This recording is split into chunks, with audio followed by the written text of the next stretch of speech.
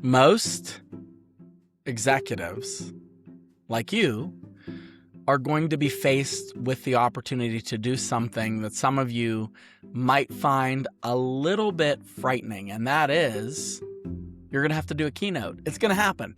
It's going to come to a point where you are going to be asked to do something that is either going to invigorate you or something that you're going to want to avoid at all costs. So if you are wanting to do a keynote, well, I've got some amazing tips for you. Not really tips, because I don't like tips. I want to give you a framework that I use that is part of what I show my clients and really work with them on this idea, because a keynote is different than a meeting. You still need your credibility in a meeting, but the keynote or a talk, well, that's going to require more of you having executive presence than what a meeting would. So I'm going to give you some things to think about. And I'm going to tell you that if you look at a keynote, or if you look at your presentation in this way and start to have a game of like how to do this, it's going to really make you come across as a way more polished communicator. It's my goal by the end of this to get you to see what is possible if you simply start to own the room, right? Now, and get rid of this gum because it's bothering me. I'm like, I'm going to chew a piece of gum as I'm going to do a podcast because I know what I'm doing. I haven't been doing this for over a year. I'm not a best-selling author. I don't know, I'm just joking. These aren't the things I'm thinking, but I do want to make sure that you get the serious takeaways from this. So let's give you some ideas. So let's say you have your simple talk, you've outlined, you got a topic, you kind of know what's going to happen. You have an idea of the outline. Now, I will tell you, and this is not a part of this, I'm going to really speak to you about how your body ought to be, and your body language, but we don't want to be reading anything for a keynote unless you're reading a quote, because they're there to see you. I preach every single weekend. No, every other weekend, I should say, 4 times a weekend. And every single time I show up, my goal is to have as little to read from my notes as possible. Now, I look at what I do kind of like a keynote. It really is, because I have to deliver it. It's a controlled audience. It's not interactive, really. I mean, sometimes I'll do a little bit of interaction, but it's limited because there's hundreds of people. It's broadcasted. It's sent to the interwebs. It's on social media. So it's not a meeting per se. So there's some things that I have developed over the years that are great habits that help me to connect with that type of audience and the type of audience that you might have to connect with when you're doing a talk that's just you talking to a group. And you have to remember that your body is doing the talking long before you start speaking.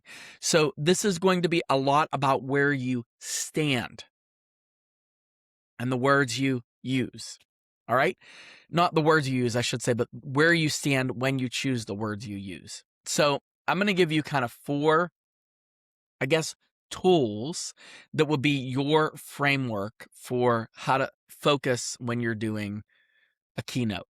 And here are the 4 tools. We're going to talk about posture, triangle, pace, and pause. If you remember that, posture, triangle, pace, and pause. This is taken from my elevated communicator framework, where I talk about the command triangle. This is a part of it, but it's not very, very derivative of it, because I'm specifically talking about speaking to a room and how that looks.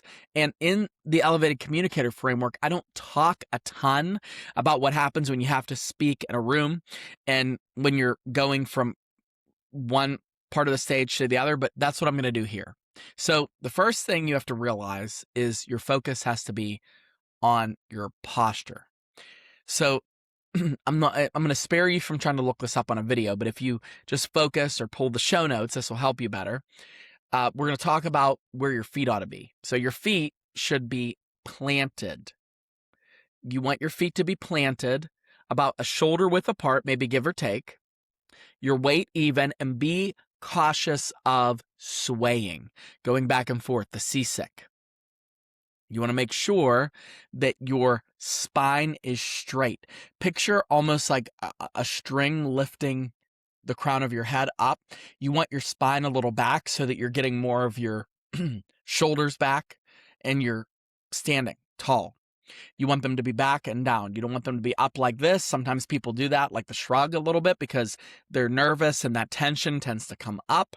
But you want to make sure they're back and down so that way when you breathe, your breath is actually doing its job. Your hands, when you start, you want to make sure that your hands are visible and in front of you or at your sides. You don't want to do pockets. You don't want to do the arm cross, the bad manager take, and you don't want to do what I call the fig leaf. We'll talk about the fig leaf, but you want to make sure that your hands are back and or hands are visible. And then you essentially, you don't want to be reading, but if you have a note card or something, you want to have it there where it's printed large enough where you can glance at it if you need to take notes. Again, I read every single weekend, but I'm usually only reading scripture and the points of the sermon. And most of the time I don't even read the points of the sermon, but I'm reading the points of the sermon because it's in their notes. And I'm reading the scripture because I'm reading it from the Bible. I teach the Bible. That's what I do for my main thing. So you want to be able to have what you need visible, but you don't want it to be where you're looking and speaking to that. So things that you avoid. Number one, don't sway. Be careful. Swaying happens when you shift weight from foot to foot. But if you pretend like you have been stapled to the ground, your feet have been stapled, that will help you. Swaying almost always means nervousness. Movement doesn't mean nervousness if it's deliberate, but when you're swaying back and forth, it almost always means that the energy of your nerves is being channeled and it's going out instead of up and over. So you don't want to do that. The fig leaf is when you're crossing your hands in front of your nether region. You're kind of covering everything. You're kind of covering up. That almost always means that you're uncomfortable there. It almost always means that you don't feel like you belong there. So it reads as defensive. Same with pocket. I'm not, I'll be honest, I'm not a huge anti-pocket person. If you're a guy, it's harder if you're a lady because, most men when they're speaking in these types of things are wearing suits with dress slacks. But it doesn't look as good as if your hands are in front of you and visible. And then also make sure that you're not holding on to a lectern like you're hugging a life preserver after you jumped off of a cruise ship that you just found out has a virus. You don't want to do that. So you want to make sure that the lectern is there as furniture, but you're not leaning on it. You might put your hand on it. You might rest your water on it. You might touch it, but you don't want to be hugging it or holding it. It is not your long lost relative. Posture is communicating for you when you're silent. So don't throw this away, because if you realize that the posture is actually doing some heavy lifting for you, it makes you kind of excited to be able to speak because your posture is doing the work. If you're able to stand and stand still. So that's just the posture. This is just the start. We haven't even gotten really into the meat of how you're presenting yet and what you're going to do, but I'm going to give you some pointers. So the next thing is the command triangle, which again, we've talked about this, and the command triangle is a part of the elevated communicator framework, and the command triangle as a part of the elevated communicator framework is more about posture, pacing, and pauses. Well, today I'm going to add some elements to this of the triangle that we have to stand in when we are speaking from a stage. All right, so I'm going to give this to you. And again, this is a little more visual and a little bit more utilitarian than what you might be used to from me. But I want you to picture 3 points of where you can go. Here's the 3 points. Picture it. You're on a stage. Center is where your truth claims are. This is where you're going to be making your ask. This is where you're going to make your close. That's your home base. That's your plant. To your left is where you're going to tell stories, illustrations, anecdotes, human experience, a funny quip, whatever. And then to your right is going to be your data, your numbers, your stats, what's on the line, logistics. It's going to be essentially where you're going to do all that stuff. Now, why am I saying stand and focus on the center for your truth, the big moments, to the left for the stories, to the right for the stakes? Well, for two reasons. Number one, I want you to move a little bit. Now, if you have a lectern, you can move your body slightly. Okay, you can move it slightly. Like picture you're on a bit of a swivel, not just your head, but maybe your torso. And you want to move and face different parts when you're doing those things. And you can look around, but stay kind of moving in that direction because it's showing that you're changing it up. So the first reason is this is, a dynamic way to do this. The second is this will help you to memorize parts of your talk. So when you're moving and you plant and you're moving to the right, that's when you're talking about the stakes. You know that when you're moving and you plant and you move to the left, you're talking about a story. An example, something that happened to you, something that happened to your spouse. And it makes your body line up, maybe for the first time ever, with your message, which is huge. Now, the other thing, and there's a lot that this benefits, but this gives you, without a doubt, deliberate movement. Now you know what you're doing, you know how you're moving, you know which way you're going, and your audience is going to see that you are confident about what it is that you're doing when you're up there. So when you walk on purpose. When you don't speak until you get to that point. If it's a little bit here, a little bit there, plant, speak, move. Plant, speak, move. Plant, speak, move. The center is always your home. That's where you always end up. If you lost your place, if you're not sure where you are, come right back to the center and you'll be okay. Whoever moves with intention is the one that owns the room. If you pace back and forth and move back and forth, that nervousness is going to make you blow the presentation. All right. So you want to make sure that you stay focused on deliberately moving your body and not letting your body take control with the nervous energy that it has when you're going into a presentation.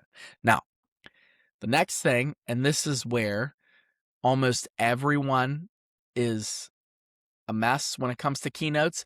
And you can go back. I want you to look at a previous episode that I released called The 3 Gears of Pace. It hasn't been that long ago, and I'm just going to review these, but I'll give you them right now. The 3 gears of pace. We have the normal pace, which is a normal, like you and I are having a conversation at a table.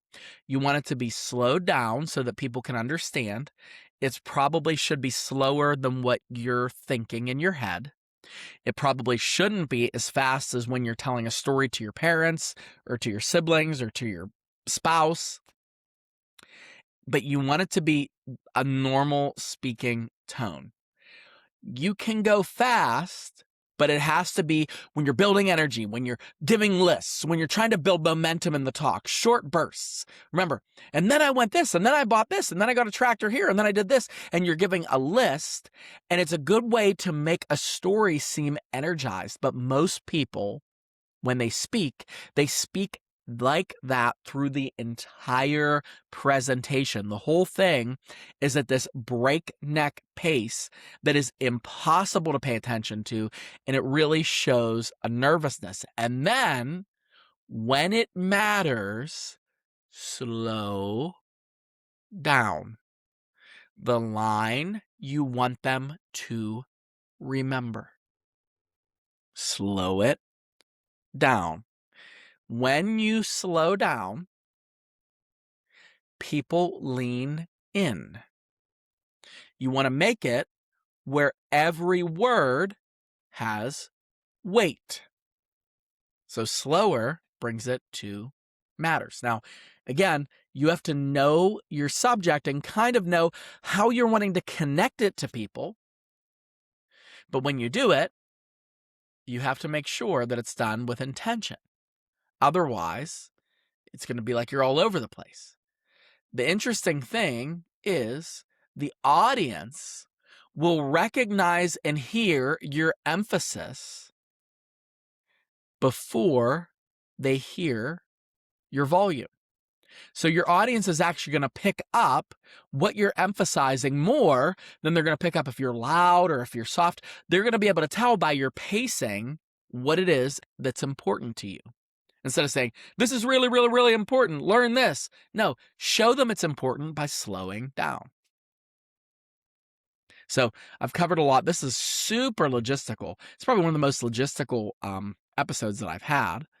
So the last thing I want to give you, and then we're going to disengage. And by the way, thank you again for the book sales. I spent a week as one of the number one authors in the subject of my, in the field that I was studying here, the Confident Communicator, of course, the public speaking book.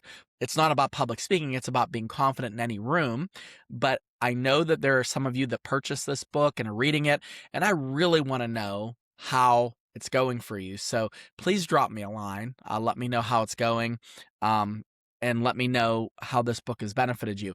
Also, I want to encourage you to think about working with me. I know I say this probably not often enough. I would love to help you to be a better version of yourself as a communicator.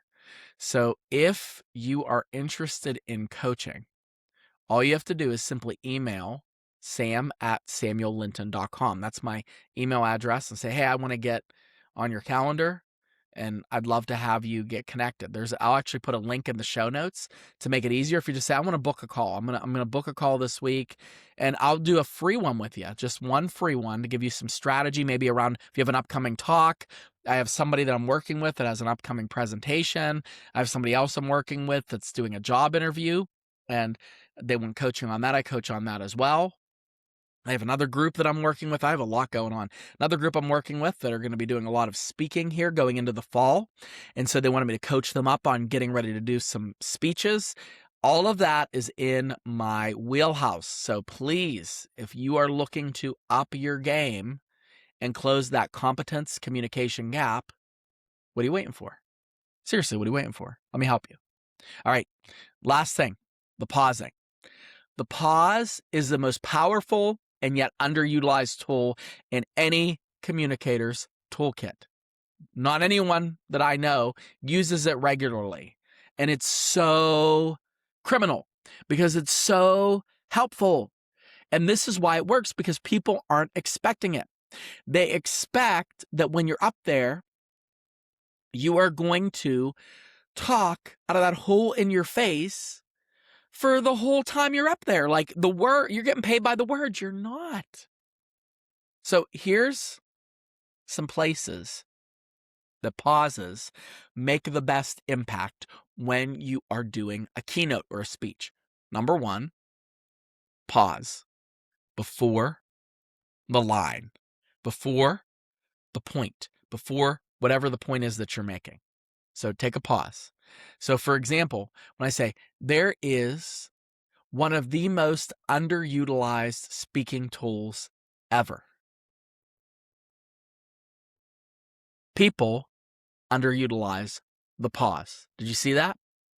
I gave them a chance to get excited about whatever it is. Now, this isn't perfect. We're making this up on the fly, but get excited about what is the most underutilized tool in a speaker's toolkit ever. It's the pause. Next, after you deliver a line, the most underrated tool ever in a speaker's toolkit is the pause. 1, 2, take a beat. Let it land. Let it simmer. Let people realize, oh yeah, a lot of people are pausing, right? That's what they're thinking in their heads. That's a good place. So before a line, that's important. After a line, that's important. And then between sections. This is where if you have the stage, you can walk from one spot to the next and start a new part. So you tell your story, your truth, and you walk over to your next spot on the left, and then tell your story, right? Tell the story. Move to the left, tell the story. Then, after you're done with the story, move to the right and back into the facts and what's important and where you're landing. Then you go over to the right as you pause and you give those data points, those statistics, whatever it is. And you make sure that when you're moving, you're pausing. So this way it gives you a natural opportunity to use your body as a guide for what people ought to be paying attention to. And then, finally, if you're doing a speech, the last place that you want to close, that you want to pause, is right at the close. Say your last line and hold that thought. Then, thank you. I've seen people give amazing talks, unbelievable talks, and they get to this firework type of close. And then they are so anxious to get to the thank you that they're like, yeah, and that's how you start a new life. Thank you very much. They just run right from the last line to a thank you. So I go, and that's how you start a new life. Pause. Don't move. Take that in and let your audience take it in and then say, thank you. You don't fill that time with just a meaningless thank you to get out of the stage, but you own that space. It shows competence. It shows gravitas. It shows your confidence coming through. So time, when you're pausing, is huge. Silence on stage is not absence. It's authority. Silence on stage is not absence. It's authority. So don't throw away the opportunity to take a pause. So no matter what, keep this in mind. You have earned the seat in that room. You've earned the seat in that room. There's a reason why they're asking you to speak. There's a reason why that group wants to hear from you. There's a reason why your company wants you to represent them in this way, and you are going to kill it. But you have to be willing to communicate at the level that you're leading. So with that said, thank you for this week, and we look forward to seeing you on the flip. Own your confidence, own the room, keep going.